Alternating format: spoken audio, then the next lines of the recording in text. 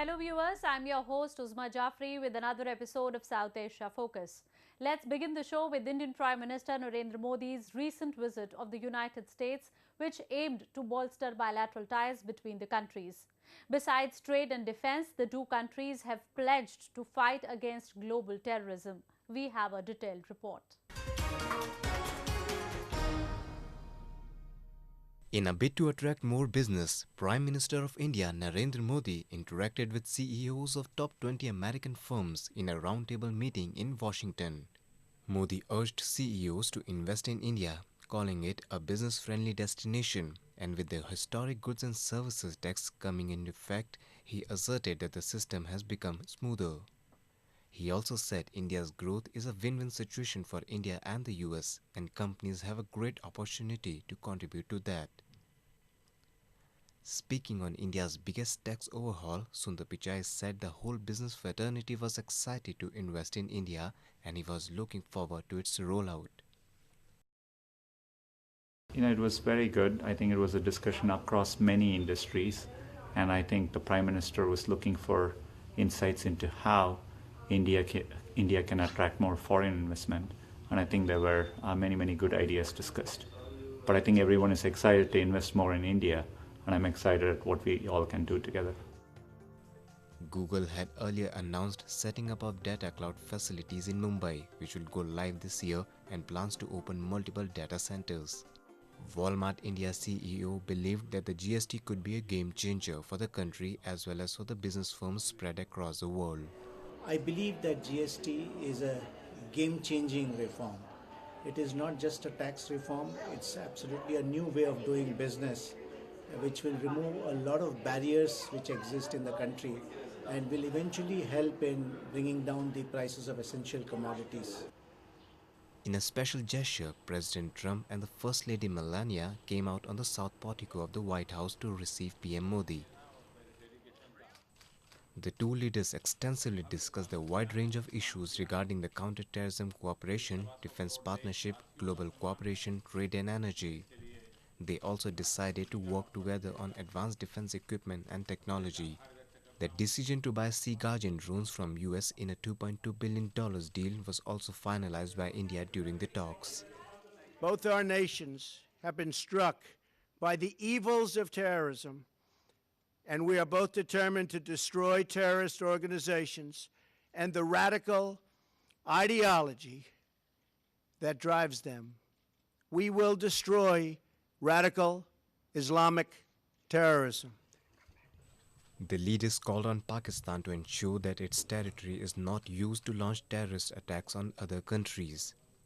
They further called on Pakistan to expeditiously bring to justice the perpetrators of the 26/11 Mumbai Pathankot and other cross-border terrorist attacks perpetrated by Pakistan-based groups. आतंकवाद से लड़ना और आतंकवादियों को सुरक्षित पनाहगाहों को समाप्त करना हमारी सहभागिता का एक महत्वपूर्ण भाग होगा. In the line of cooperation in fighting terror, US Department of State declared the dreaded terrorist Syed Salahuddin, the commander of the militant outfit Hizbul Mujahideen, as designated global terrorist. Hizbul Mujahideen has already, for a long time, been designated a terrorist group by the U.S. This designation says that in the eyes of the U.S., Syed Salahuddin is not merely a terrorist active against India, but with an impact globally. I think this would have had more impact if it had been issued a long time ago. For example, back when Syed Salahuddin was leading the effort, the terrorist movement in Kashmir, rather than now when he is a little bit beside the point. Salahuddin had vowed to block any peaceful resolution to the Kashmir conflict, threatened to train more Kashmiri suicide bombers. The declaration comes as a major setback to Pakistan, which has been providing patronage and sanctuaries for terrorists like Syed Salahuddin, who have waged a war against India's sovereignty. The two leaders have shown their commitment to fight against terrorist groups like Al-Qaeda, Islamic State, Jaish-e-Mohammed and Lashkar-e-Taiba. To talk more on Modi-Trump synergy, we are now joined by Subrata Maldatta, a foreign policy expert. Mr. Datta, how do you see the recent visit of Indian Prime Minister Narendra Modi to United States, as both countries discussed much about trade, defense and bilateral issues?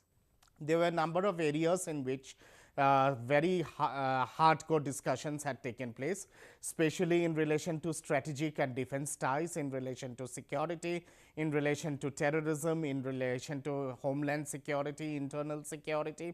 Also in relation to India's emergence as an economic power and India's role at the global level, at this geostrategic level in relation to Asia Pacific, and also with the rest of the world, and contribution of India and United States of America as democracies towards global peace as well as towards global development.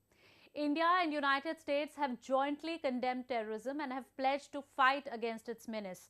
How will it impact Pakistan as it continues to back terrorists from its soil? Banning of the several terrorist outfits, like the Lashkar-e-Toiba, as well as also the Harkatul Ansar and other outfits as such. And the significant steps which United States of America has taken in relation to this, that itself also proves as to how sensitive and serious United States of America is in relation to the menace of terrorism. So there is a kind of a cognizance of idea between United States of America and between India on the issue of global terrorism, and also on the issue of terrorism which is spreading its tentacles in South Asia as well as in the rest of the world. And the mother of that is, or the originator of that is, Pakistan. So this has been clearly vindicated, and it has been clearly stated by the Indian Prime Minister also, and it has been accepted by the President of United States of America. So I hope and I believe that in future there would be strong message given to Pakistan by both the countries, and both the United States of America and India would join hands in fighting out the menace of terrorism. Thank you, Mr. Datta. Terrorism is not only affecting India and the United States, but people in Afghanistan are victims of Pakistan-sponsored terrorism. Recently, Afghan diaspora in the United Kingdom came together to demonstrate their strength in fight against terrorism. We have a report.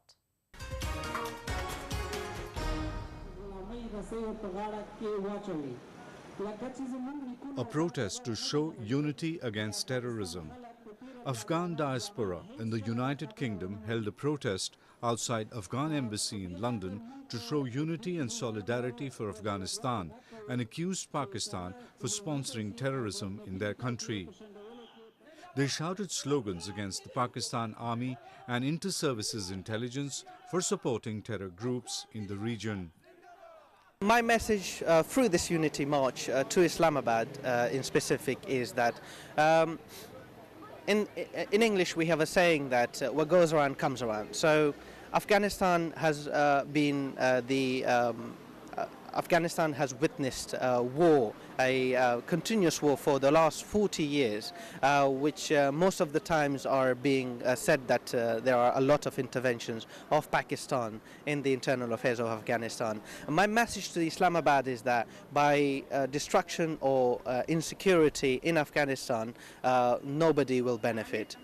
If we struggle or suffer, there have been times that the same war makes a U-turn towards Islamabad. The leadership in Afghanistan has repeatedly and stridently charged Pakistan with funding terrorists over a significant period of time. Minority leaders in Afghanistan believe that it is Pakistan which has been trying to create a rift amongst the minorities. We as Afghan Sikhs and Hindus do support the Afghan unity government. All Afghans have made huge sacrifices over the past 30 years.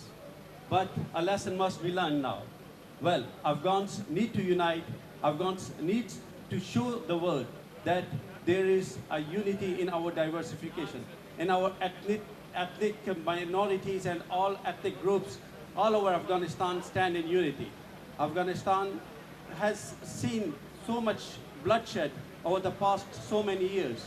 And whose blood was it spilled? It was all Afghans, be it Sikhs, be it Hindus, be it Hazaras, Tajik, Pashtun, all ethnicities. Everybody has suffered. No more blood should be spilled on the soil of Afghanistan. The security situation in Afghanistan, especially in its southern region bordering Pakistan, has worsened in recent years. The Taliban and other terror outfits are on a rampage and continue to target security forces and other government establishments to weaken the Afghan government. Practical and comprehensive support from the international community to tackle this. Otherwise, it will not leave Afghanistan in peace for decades to come. At the same time, to empower those institutions in Afghanistan that actually can fight against terrorism and to Afghanistan to stand by itself, the national security forces to tackle the terrorism. So these are the sort of supports we want. At the same time, my thoughts are that if Afghanistan is in peace, the world is in peace. Afghanistan and Pakistan have had a thorny relationship for years, with a 1,500-mile porous and politically complicated and sensitive border between the countries. Not only Afghanistan, countries like India and Iran have also accused Pakistan for giving patronage to terrorists. Moving on, we now talk about Pakistan, where the incidents of enforced disappearances have risen sharply. The family members allege the involvement of state's intelligence agencies behind abduction and killings of political activists. The number of such cases is high in Pakistan's Balochistan province.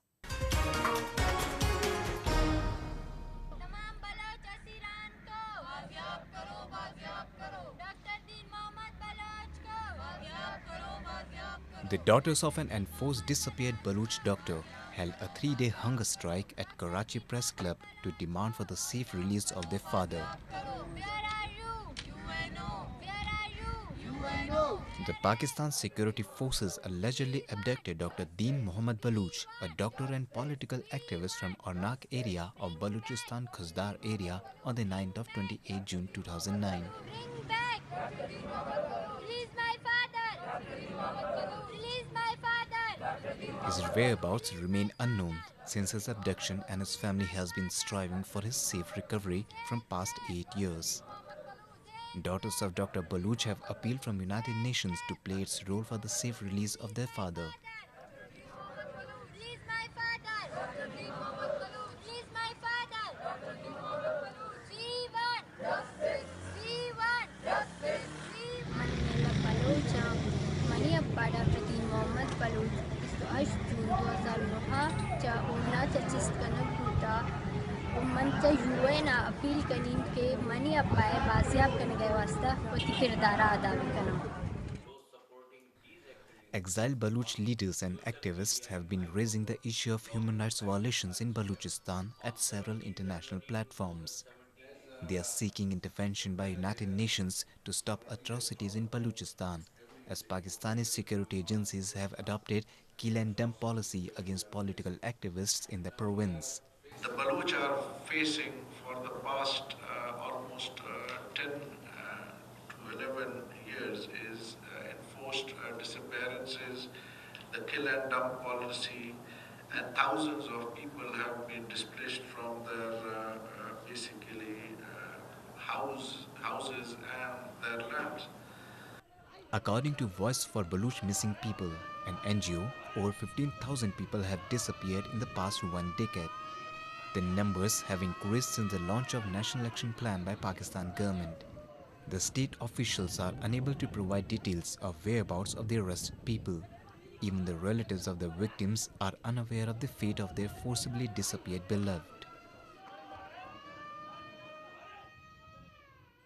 The situation in Balochistan is really worrisome. To speak more on this, we are now joined by Rath Yatra, Vice President, European Parliament. Mr. Rath Yatra, the human rights situation in Pakistan is deteriorating. As a representative of European Parliament, what are your suggestions towards Pakistan? Pakistan now is a headache for us because we can observe big violence, especially in Balochistan, but not only. For example, the attitude to Christian community also is really bad, really controversial from Karachi. And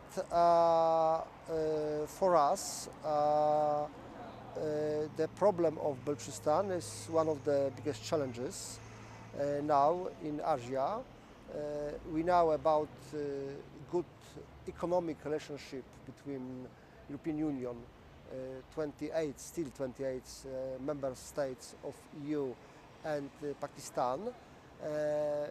But in this situation, probably we should or we must change our economic policy to Pakistan.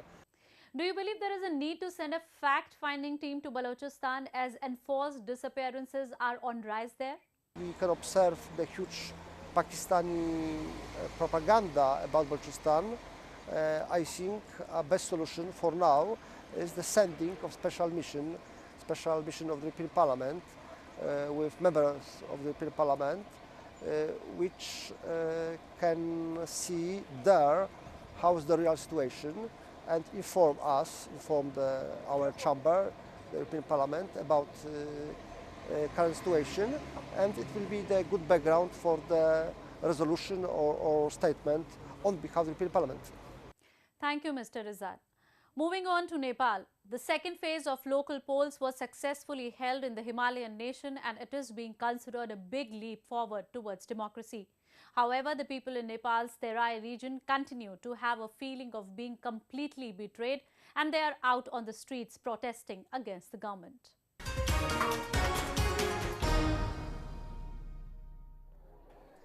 Undeterred by the overcast conditions and rain, people queued up in massive numbers outside polling booths to exercise their right to choose their representatives in the second phase of the local polls in Nepal.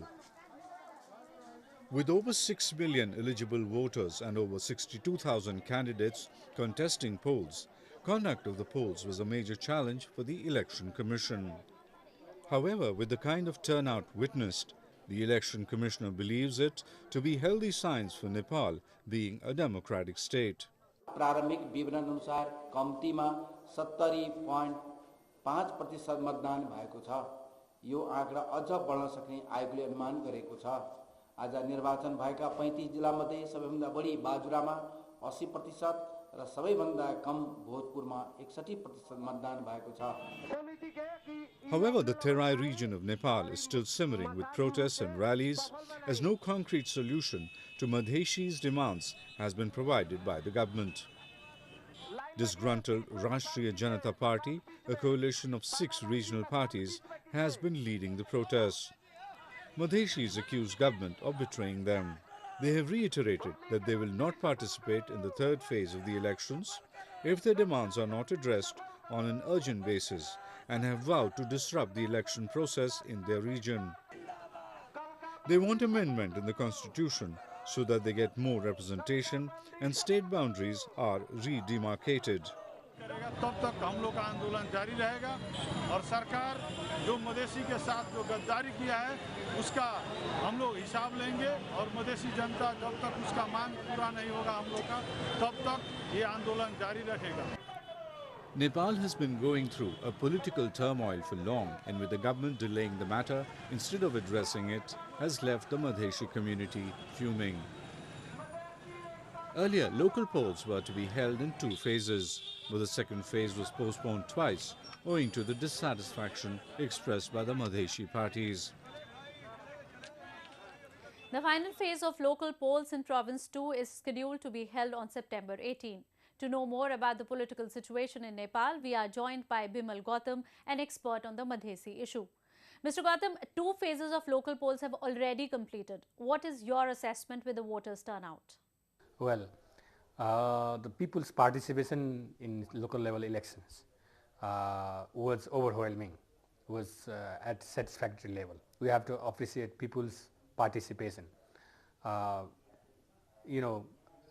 In different corners of the country, people took part in election, and that shows that they were desperate to cast their vote for the to elect local representatives. The local polls in Madhes region are yet to be held. Does it pose a challenge for the government as the Madhesis continue to demand amendment in the constitution before the polls? Government should address the basic concerns of the Madhesi leaders at least even if government cannot address their main demand to amend constitution, other concerns have to be addressed. So that this is one thing. The another thing could be, there could be a broader consensus, even the written consensus among Madhesi based leaders and the government, that the government will fulfill their demands even after the election. So that can be the compromising point for now. Thank you, Mr. Gautam, for sharing your views. Now let's move to India, where the annual chariot festival, also known as the Rath Yatra, began amid spirituality and huge fanfare across the country. The festival, which is celebrated every year with great enthusiasm, is witnessing even more intensity amongst the followers this time. Hundreds of thousands of devotees from across the country and abroad congregate at the holy site of Puri in the state of Odisha at this time every year to participate in the pulling of the majestic chariots with sculptures of Lord Jagannath, an incarnation of Lord Vishnu and his siblings Lord Balabhadra and Goddess Subhadra installed on it. The festival, predominantly known as Rath Yatra, marks the annual journey of these three deities from the 12th century Jagannath temple to the temple of Devi Gundicha, their aunt. यहाँ का जो रथ यात्रा है ये केवल मात्र हिंदू धर्म के लिए नहीं है, सभी धर्म के लोग यहाँ आते हैं। साल में एक बार प्रभु अपने रत्न सिंहासन को छोड़ के बाहर सभी लाखों भक्तों को दर्शन देने आते हैं, गले लगाते हैं और उनको आशीर्वाद करने आते हैं। हमारे शास्त्रों में भी कहा गया है कि जो लकड़ी की मूर्ति होती है, काष्ठ मूर्ति जिसको कहती है, वो अखंड आनंदमयी होती है और दुख हरणी होती है। तो यहाँ पे आके मनुष्य अपने आप को जितने भी दुख हैं उनसे उनको मुक्ति मिलती है और परम आनंद की प्राप्ति होती है। Rituals begin in morning with temple staff sprinkling the holy water and flowers on the chariots and King of Puri sweeping the chariots with a golden broom. The ritual is performed to show the devotion of the king of the state to the Lord.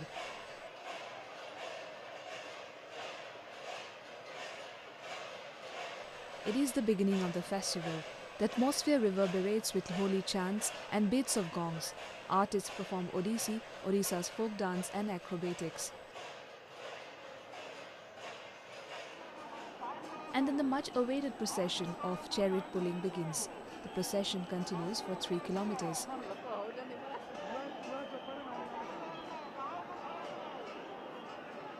The magnificence of the event attracts people from all walks of life, regardless of the caste and religion, to Puri. A glimpse of Lord Jagannath in the chariot is considered to be very auspicious, and saints, poets and scriptures have repeatedly glorified the sanctity of the festival. This year somebody invited me to come and take wonderful darshan of our Lord. Jagannath is our Gopala Krishna, who is coming to see all his devotees during this wonderful chariot festival.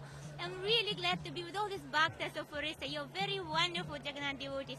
And I brought my Giriraj with me to meet the Lord. Thank you so very much for all your love and devotion. Hare Krishna.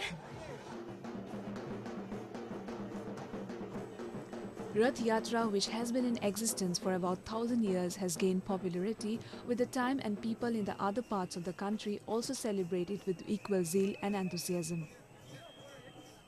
People in other parts of the country celebrate the festival with different traditions. However, the essence of the festival remains the same.